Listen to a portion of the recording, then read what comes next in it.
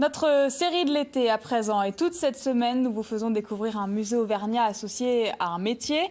Ce soir, rencontre avec une modiste dans son atelier du Livradois-Forêt. Elle perpétue un savoir-faire ancestral en Auvergne, héritière d'une longue tradition de couvre-chef, comme en témoigne le musée de la coiffe à Blel. Un musée, un métier, série signée Valérie Riffard, Sandrine Montero et Laurent Janin.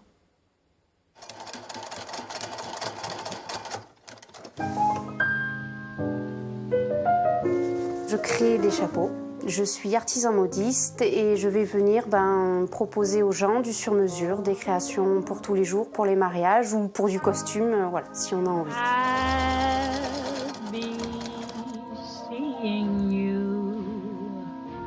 C'est vrai que c'est plus du tout un objet obligatoire, social. Quand on sortait, on mettait forcément un chapeau sur la tête, on sortait jamais sans chapeau. Alors que maintenant, il revient plus en accessoire de mode, voilà, pour se faire plaisir, pour se garder du chaud ou du froid, ça va dépendre. De sa marotte, Fanny a fait son métier. Dans son petit atelier, elle monte des chapeaux de toutes sortes. Et si aujourd'hui le couvre-chef est un ornement porté à l'envi, il fut un temps où aucune tête ne pouvait s'en passer.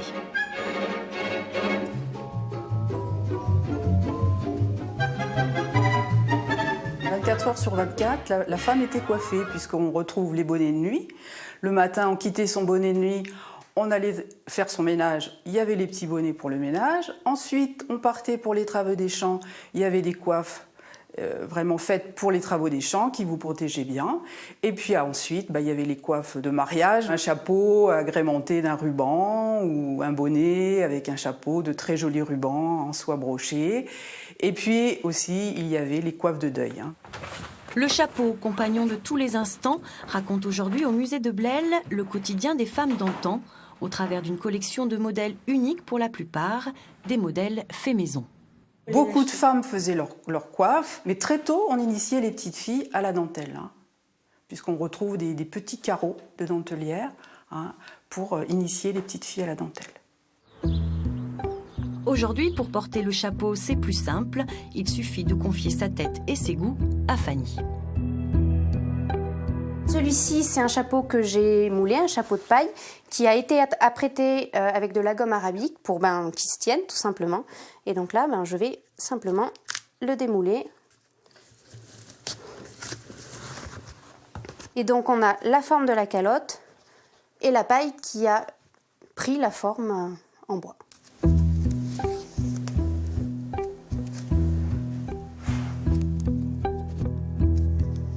C'est pas vraiment un chapeau que vous avez entre les mains là. Non, là c'est un serre-tête, un bijou de cheveux. Ça apporte la petite touche de couleur sans forcément avoir beaucoup de volume, parce que des fois on a juste envie d'avoir quelque chose de discret. En ce moment, je fais un peu plus de bijoux de cheveux, plus facile à reporter tous les jours, un peu moins de très grandes capelines. Et après, c'est surtout les couleurs qui vont varier selon la saison d'été. On peut avoir beaucoup de bleu une année, puis beaucoup de corail l'année d'après. Ça va vraiment varier. Parfait. Si de nos jours les couleurs sont au goût de la mode, elles permettaient autrefois de tout savoir sur la dame coiffée. Les jeunes filles qui commençaient à porter les bonnets à partir de 12 ans ajoutaient des rubans plutôt de couleur pastel, du rose, du bleu. Les femmes mariées, des choses beaucoup plus fleuries, plus âgées, plus sombres, et les veuves, du mauve, du violet. La coiffe de la nourrice c'était à la couleur de la famille qui l'embauchait. Donc quand on croisait la nourrice dans le village, on savait qu'elle était nourrice dans telle famille. Et pour certaines dames, comme les épouses des magistrats de la cour de Riom, le chapeau était même le premier signe extérieur de réussite sociale. Elle rajoutait sur le devant de la coiffe des rubans, des dentelles mêlées et même parfois des petites perles, avec des rubans, des dentelles, un peu de couleur, un peu de blanc. Voilà, il fallait se distinguer des autres coiffes.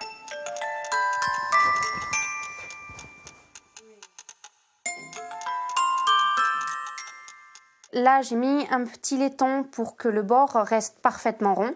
Et ensuite, je viens le recouvrir d'un gros grain. Donc après, il peut être de plein de couleurs différentes. Là, j'ai choisi plutôt ton sur ton. Donc voilà, et c'est ces petites choses qui se font tranquillement à la main.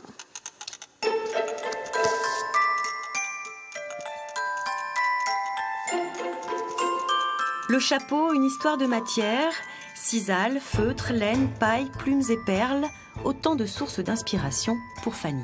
je vais me laisser guider par la matière. Après, il y a des fois où c'est moi qui vais amener la matière à faire ce que je veux. Et des fois, on se met un peu ensemble, mais ça se passe toujours bien. Mais depuis quelques mois, Fanny a décidé de revenir à ses moutons. Derrière son atelier, au cœur du parc Livradois-Forez, elle en élève une 60aine. Allez les louloutes, venez voir. Jusqu'à présent, je travaillais des feutres qui venaient d'Italie. Donc je me suis dit pourquoi pas aller un peu plus loin dans l'idée de création, dans l'idée de nature et avoir mon propre troupeau de mérinos. Allez les filles! C'est une laine blanche ivoire qui est magnifique, qui est très très fine, qui n'a pas de jarre et qui est super agréable à travailler et à porter parce qu'elle ne pique pas. Grâce à ses moutons, Fanny va donc pouvoir proposer des créations 100% aux ailes, perpétuant ainsi une tradition qui faisait que chaque bourgade avait ses propres chapeaux. Merci.